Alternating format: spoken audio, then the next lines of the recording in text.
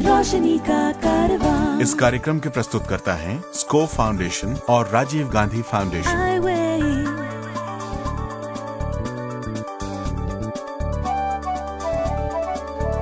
ये है रोशनी, रोशनी, रोशनी का कारवां। रोशनी जो करती है अंधेरे को दूर, रोशनी जो लाती है दिल में नूर, रोशनी जो दिखाती है रास्ता।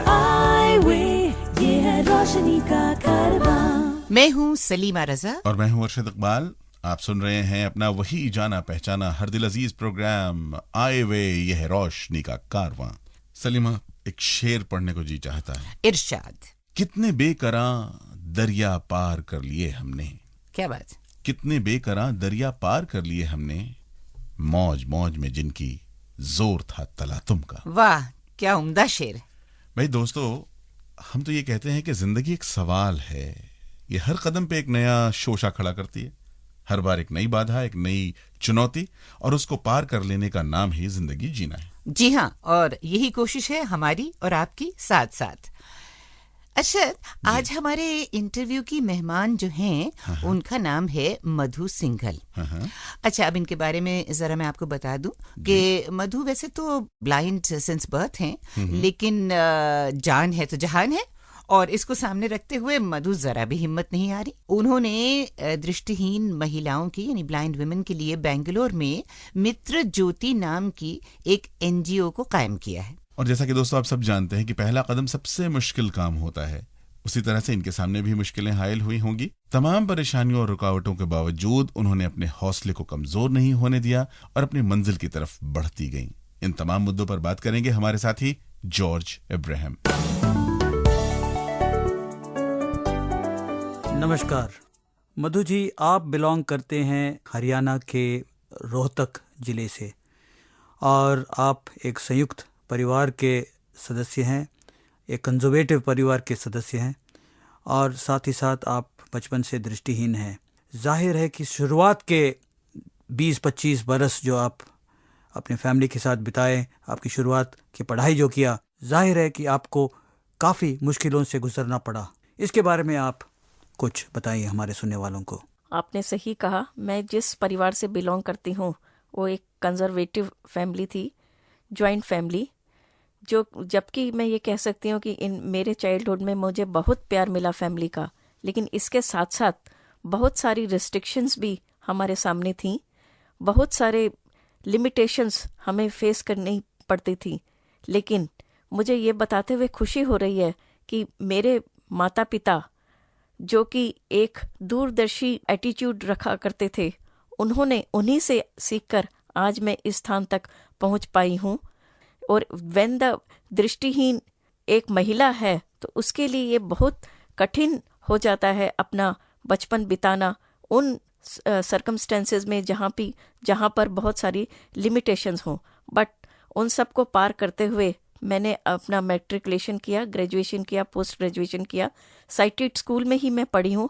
यह उस समय की बात है जबकि ये कोई सोच भी नहीं सकता था एक दृष्टिहीन व्यक्ति आम व्यक्तियों के साथ बैठ कर पढ़ लिख सके। लेकिन ये मेरे माता पिता का ही किया हुआ था कि उन्होंने स्कूल अथॉरिटी से बात की और मुझे ये सब करने का मौका मिला। मैंने अपना MA कंप्लीट किया, बट उसी समय मेरे पिताजी का देहांत हो गया, तो ये एक बहुत बड़ी ट्रेजेडी हमारे परिवार में थी और मैं अपने आप को बहुत अकेला महसूस करने लगी। पिछले कुछ सालों से आप बेंगलोर में अपना काम कर रहे हैं। ये जो रोहतक से जो बेंगलोर आप आए, ये कैसे हुआ? हाँ, ये एक मेरी लाइफ में बहुत बड़ा मोड़ था।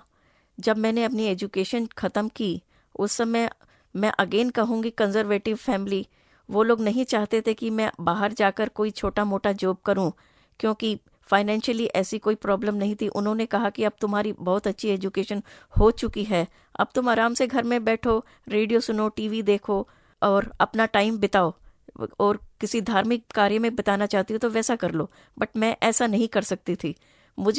मैंने जो चीज़ें सोची थी, मैं जब औरों के बारे में पढ़ा करती थी मैगजीन में कि फलाने व्यक्ति ने ये अचीव किया है, तो मैं सोचा करती व्हाई नॉट आई, मैं क्यों नहीं कर सकती हूँ, मुझ में भी ये क्षमता है और मैं भी ये कर दिखा सकती हूँ।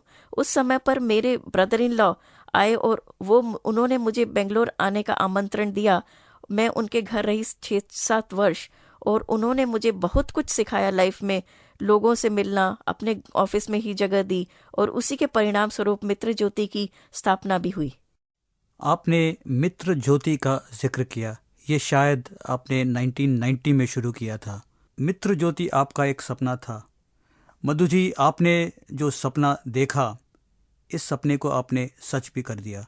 हम चाहेंगे कि आप हमारे सुनने वालों को बताएं कि सपना देखना और सफलता का जो मंजिल तक पहुंचना, इस सफ़र में आपका क्या अनुभव रहा, किन मुश्किलातों को आपने फेस किया, इनके हल कैसे निकले, जिस स्थिति में आप हैं यहाँ तक आप कैसे पहुंचे। इस संदर्भ में यही कहना चाहूँगी, जब मैंने मित्र ज्योति शुरू की, मेरे दिमाग में बहुत सारी चीज़ें थीं, बट मुझे एक प्रॉपर रास्ता नहीं मिल रहा था कि मैं इसको आगे कैसे बढ़ाऊं। उस समय पे मैं दो व्यक्तियों का सहयोग आपको यहाँ पर मेंशन करना चाहती हूँ। एक तो मेरे ब्रदर इन लॉ, जिन्होंने मुझे घर से बाहर निकाल कर एक होम गर्ल से कैरियर गर्ल बनने का सपना मेरा साकार किया। दूसरे मैं कहना चाहूँगी मेरी मित्र मिसेस NS हेमा, जो कि association of the people with disability की फाउंडर ट्रस्टी थी। उन्होंने इस कार्य को आगे बढ़ाने के लिए मुझे एक प्रेरणा दी, और नहीं की प्रेरणा दी, उन्होंने ये भी बताया कि कैसे तुम इस कार्य को बहुत अच्छे तरीके से आगे ले जा सकते हो। मैंने खुद भी बहुत सारी ट्रेनिंग ली, काउंसलिंग, गाइडेंस, उसके साथ साथ में बहुत सारे सेमिनार, वर्कशॉप में अटेंड करती थी। ये बहुत सारे दृष्टिहीन लोगों से और दूसरे विकलांग लोगों से, उनसे मैंने मीटिंग्स अरेंज की, और बहुत सारी कठिनाइयाँ ये भी आई कि मैं नए प्रदेश में थी, जिसकी एक लोकल लैंग्वेज थी कन्नड़ा, जो मुझे नहीं आती थी। इंग्लिश में भी मैं बहुत परफेक्ट नहीं थी। लेकिन ये सब होते हुए भी एक बार मैंने कदम आगे बढ़ा लिया था, तो मैंने पीछे मुड़कर नहीं देखा। ये जो मित्र ज्योति संस्था जो आप चलाती हैं, इसका विजन क्या है? इसमें मेरा विजन यही है कि एक व्यक्ति जो कि इस लाइफ से जूझ रहा है और उसे अपनी लाइफ में रास्ता नहीं मिल रहा है, उस आदमी को मैं किस तरह से एक रास्ता दिखा सकूं जो कि सक्षम हो सके अपने कदमों को आगे बढ़ाने में, इकोनॉमिकली, सोशली एंड इमोशनली। जब मेरे पास कोई आता है तो I will try my level best कि किस तरह से मैं उसको काउंसलिंग दूं, किस तरह से मैं ये समझाऊं कि इस जीवन का मतलब क्या है और कैसे हम इसमें आगे बढ़ सकते हैं। जीवन का मतलब क्या है और कैसे हम आगे बढ़ सकते हैं, तो आप रास्ते दिखाते हैं दृष्टिहीन महिलाओं को जिनके साथ आप काम कर रहे हैं। बहुत अच्छे। अब हम जानना चाहेंगे कि ये मधु सिंगल क्या चीज़ है। आप काम के अलावा, जाहिर है कि आपके कई इंटरेस्ट होंगे, हॉबीज होंगे, तो आपकी जो स्पेयर टाइम है, जब आप काम के बाद घर आते हैं, तो आप क्या करते हैं? मुझे पुस्तकें पढ़ने का शौक है। आजकल मैं बहुत सारी जो भी मुझे लिटरेचर मिलता है डिसेबिलिटी के बारे में, तो मैं उसको स्टडी करने की कोशिश करती हूँ। म्यूज़िक सुनने का भी शौक है। एक समय पे मैंने पोस्ट ग्रेजुएशन किया था म्यूज़िक में, बट अब तो खाली सुनने का ही शौक रह गया। मैं गज़ल्स सुनना चाहती हूँ। थोड़ा स्पिरिचुअल म्यूज़िक सुनने का भी शौक है। एंड क्लासिकल म्यूज़िक में भी मैं 2-3 सिंगर को बहुत पसंद करती हूँ, किशोर यामोनकर, पंडित जसराज जी को, तो उनके रिकॉर्ड मैं सुनती हूँ। इसके अलावा लोगों से मिलना, ट्रैवल करना। ट्रैवलिंग के लिए अगर मैं जाती हूँ तो मेरा मेनली ये रहता है कि उस जगह के कल्चर के बारे में मैं जान सकूं जहाँ पर भी मैं हूँ, वहाँ का खाना क्या है, वहाँ के लोग क्या हैं, वो लोग क्या सोचते हैं, इसके विषय में मैं ज़्यादा से ज़्यादा जानकारी प्राप्त कर सकूं। लोगों से मिलना, बातचीत करना, यस, आई लाइक इट।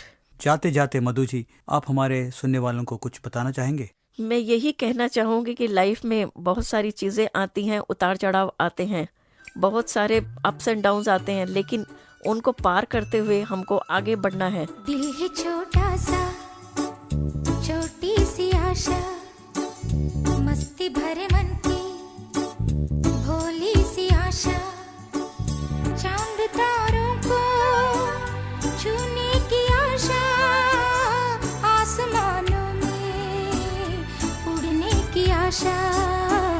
दिल है छोटा सा, छोटी सी आशा, मस्ती भरे मन की भोली सी आशा, चांद तारों को छूने की आशा, आसमानों में उड़ने की आशा।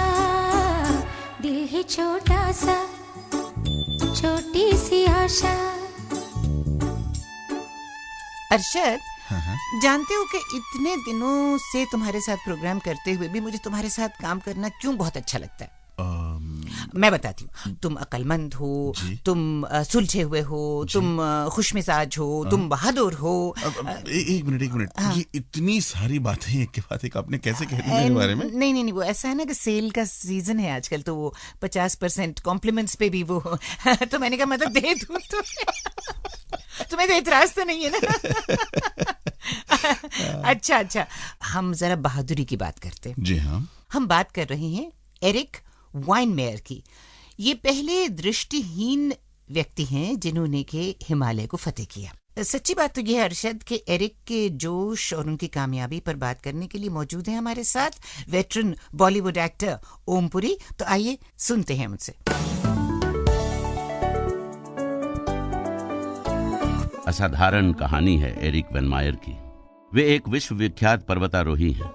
जन्म से ही आंखों की एक बीमारी से पीड़ित एरिक वैनमायर 13 साल की उम्र में आते आते पूरी तरह दृष्टिहीन हो गए थे। उनकी इच्छा थी पर्वतारोही बनने और पहाड़ों की चोटियां छूने की। उनके माता पिता ने उनके इस हौसले को आगे बढ़ाया। 33 साल की उम्र में उन्होंने दुनिया के 7 महाद्वीपों में स्थित 7 सर्वोच्च पर्वतों की चोटियों पर चढ़ाई की है। मई 2001 में उन्होंने माउंट एवरेस्ट पर चढ़ाई की। ऐसे रोमांचक और जोखिम भरे क्षेत्र में दृष्टिहीनों के लिए अवसर ही कहाँ है। ऐसे में एरिक वैनमायर दुनिया भर के लिए आज मिसाल बन चुके हैं। आज वे विश्व की जानी मानी हस्तियों, कंपनियों के साथ प्रोत्साहन शिविरों, मंचों पर अपने विचार व्यक्त करते हैं। उन्हें कई पुरस्कार मिल चुके हैं। वे 2 बार ओलंपिक मशाल लेकर दौड़ चुके हैं। हॉलीवुड के प्रोड्यूसर स्टीवन हॉफ्ट उन पर एक डॉक्यूमेंट्री फिल्म बना रहे हैं। सचमुच एरिक वैनमायर आज दुनिया भर के लिए जबरदस्त प्रेरणा स्रोत हैं।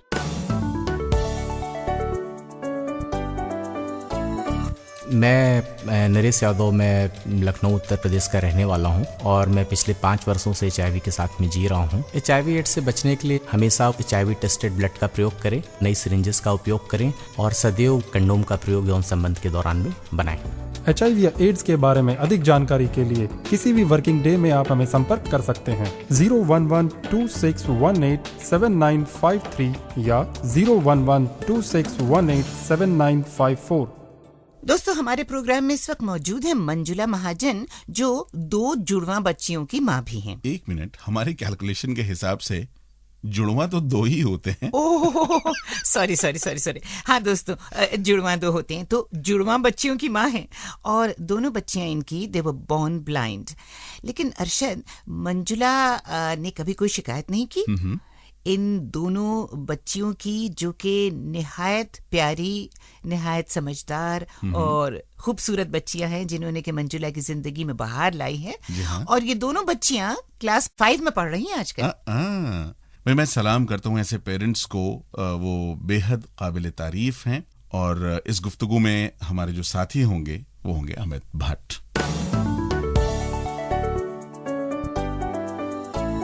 मंजुला जी, अगर पहली बार किसी व्यक्ति को ये पता लगे कि उसका बच्चा दृष्टिहीन है, तो वो कौन सी 3 चीजें होती हैं जो उसे करना चाहिए? ऐसा सुनने पर धक्का तो बहुत बड़ा लगता है। मेरा बच्चा, मेरे साथ ऐसा हुआ, क्यों हुआ, कैसे हुआ? अरे ये तो बेकार की बातें हैं। हमें तो इन चीज़ों को स्वीकार करना है और हंस के करना है। भगवान ने तो हमें ये एक रिवार्ड दिया है, ये कोई सजा नहीं है। भगवान ने हमको इस लायक समझा, तभी तो हमें इतनी प्यारी सी चीज़ दी है। देखना, हम इसको बड़ा करके एक बहुत लायक इंसान बनाएंगे। यदि हम ऐसी चीज़ें मन में रखेंगे तो मानिए या ना मानिए, हमारे बच्चे का विकास सही ढंग से सही समय पर होगा। हमें अपने बच्चे के लिए एक सकारात्मक रवैया अपनाना है। हमारी सोच भी उस समय सकारात्मक ही होनी चाहिए।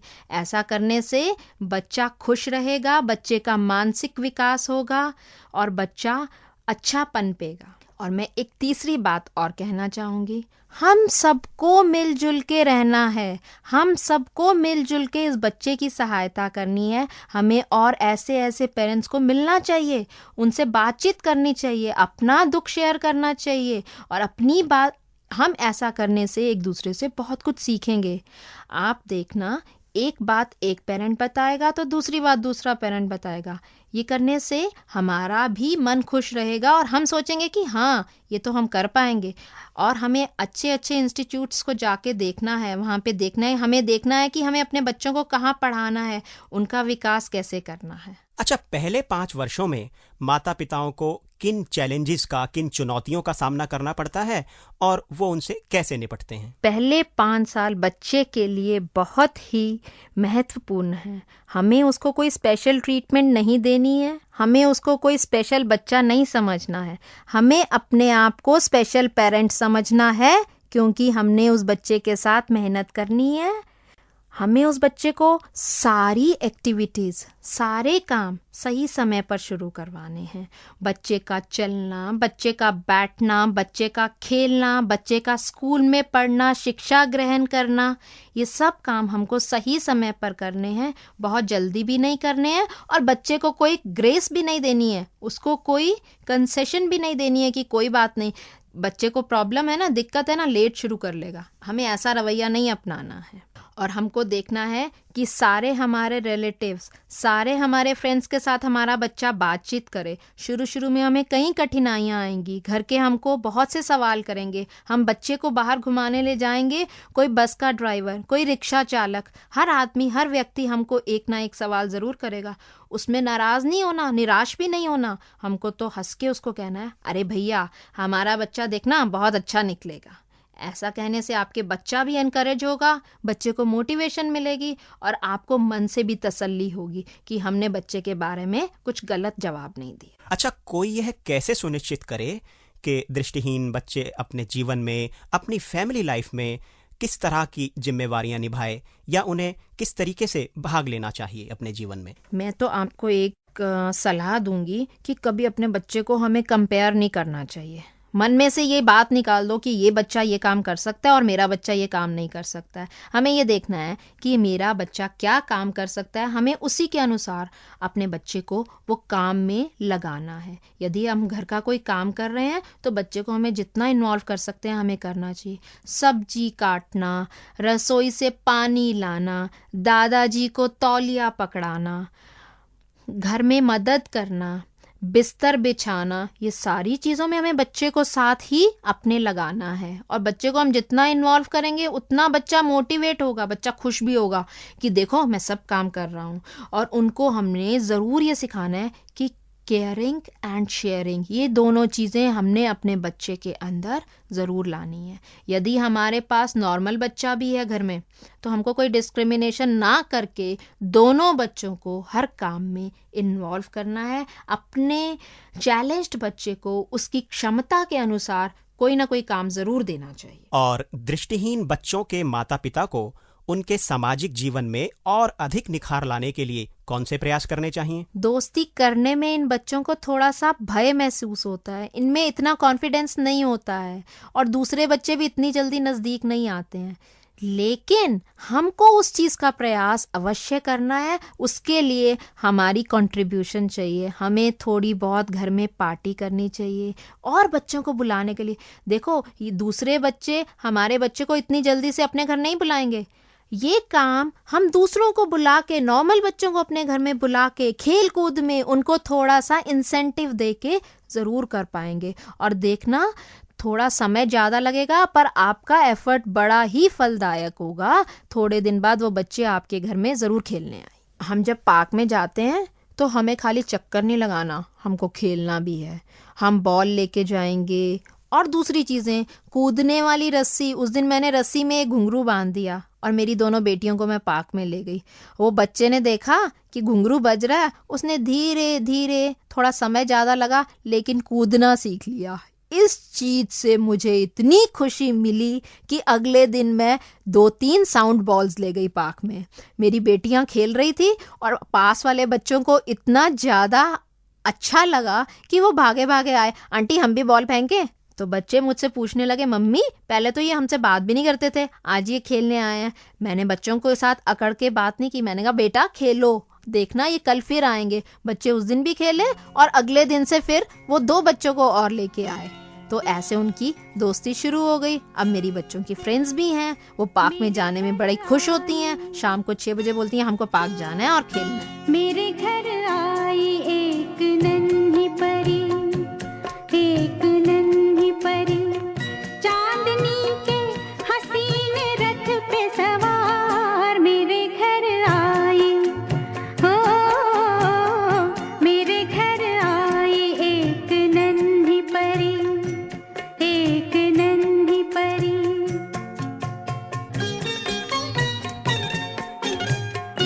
उसकी बातों में शहद जैसी मिठास, उसकी सांसों में इत्र की महकास, होंठ जैसे के भीगे भीगे गुलाब, गाल जैसे के दहके अनार। मेरे घर आई, ओ मेरे घर आई एक नन्ही परी, एक नन्ही परी।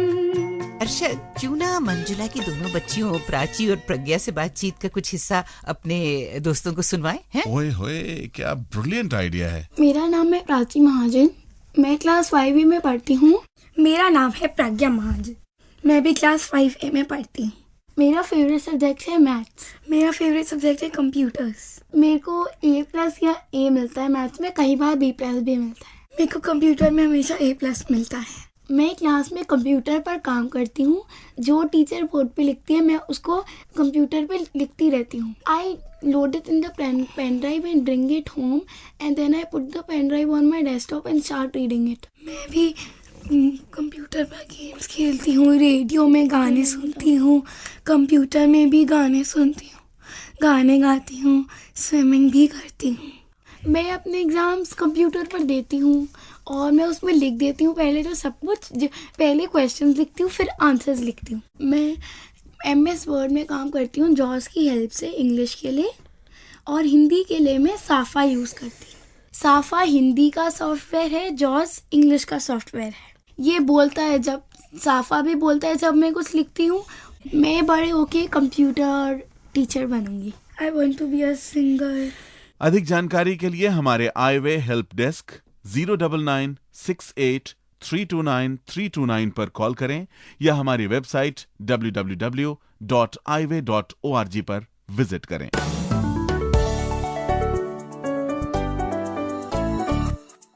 मैं नरेश यादव, मैं लखनऊ उत्तर प्रदेश का रहने वाला हूं और मैं पिछले 5 वर्षों से HIV के साथ में जी रहा हूं। HIV पॉजिटिव होने के बाद भी स्वस्थ एवं सहज जीवन जिया जा सकता है, सही दवाइयों के आधार पे, सही जानकारी के आधार पे। HIV या एड्स के बारे में अधिक जानकारी के लिए किसी भी वर्किंग डे में आप हमें संपर्क कर सकते हैं 01126187953 या 01126187954। और अब वक्त है इस हफ्ते के सवाल का। सलीमा, आप कोई नगमा नहीं सुनना चाहेंगे ऐसे वक्त पर? अरे अरे अरे, क्या हो रहा है तुम्हें? यानी मेरी ख्वाहिश पूछी जा रही है? भाई, आपके ख्वाहिश के बगैर तो हम कुछ कर नहीं सकते। अच्छा। पिछले हफ्ते आप फौरन मुझ पर झपट पड़ी थी और ये इल्जाम लगा दिया कि तुम्हें बहुत जल्दी पड़ी रहती है सवाल पूछने का। बहुत बहुत शुक्रिया अरशद, आपकी जरा नवाजी है, आप मेरा इतना ख्याल रखते हैं। दोस्तों, आपको अच्छा नहीं लगता कि मेरा इतना ख्याल रखते हैं? मेरे ख्याल से बेहतर यही होगा कि एक गीत सुनी लें। घुंघरू की तरह बजता ही रहा हूँ मैं, घुंघरू की तरह बजता ही रहा हूँ मैं। कभी इस पग में कभी उस पग में बंधता ही रहा हूँ मैं, घुंघरू की तरह बजता ही रहा हूँ मैं।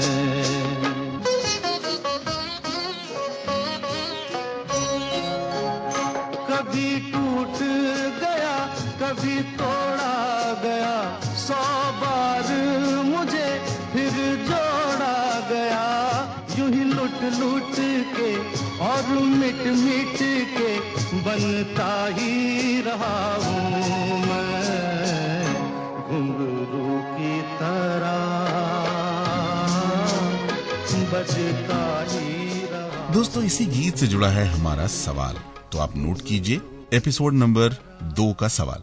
इस गीत के जो अभी आपने सुना, संगीतकार कौन है? और याद रखिए कि जवाब भेजते समय अपना नाम, पूरा पता और एपिसोड नंबर जरूर लिखें। इस सवाल का जवाब 7 दिनों के अंदर हमें इस पते पर लिख भेजिए। प्रोग्राम आई वे, ये है रोशनी का कारवां, care off score foundation, post bag number 3903, new Delhi 49। आप हमें SMS भी कर सकते हैं। नंबर नोट कर लीजिए 09968329329 और आप अपना जवाब ब्रेल में भी भेज सकते हैं, या हमारी ईमेल आईडी भी नोट कर लें, radio@iway.org पर लिखें। हाँ तो दोस्तों, जैसा कि आप जानते हैं और हम दोनों जानते हैं, हर दफा आपसे मुलाकात करके हमें एक नया ही मजा आता है। बेशक हमें बहुत मजा आता है, लेकिन इस मजे की एक छोटी सी उम्र है जो हर बार खत्म होती है और फिर से शुरू होती है। तो आज के लिए हम दोनों को ही दीजिए इजाजत। मैं हूँ सलीमा रज़ा, मैं अरशद इकबाल। हम इसी प्रोग्राम में इसी वक्त अगले हफ्ते मिलेंगे। खुदा हाफिज।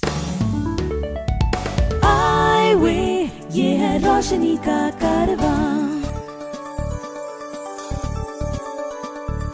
आई वे। इस कार्यक्रम के प्रस्तुतकर्ता थे स्कोर फाउंडेशन और राजीव गांधी फाउंडेशन। ये है रोशनी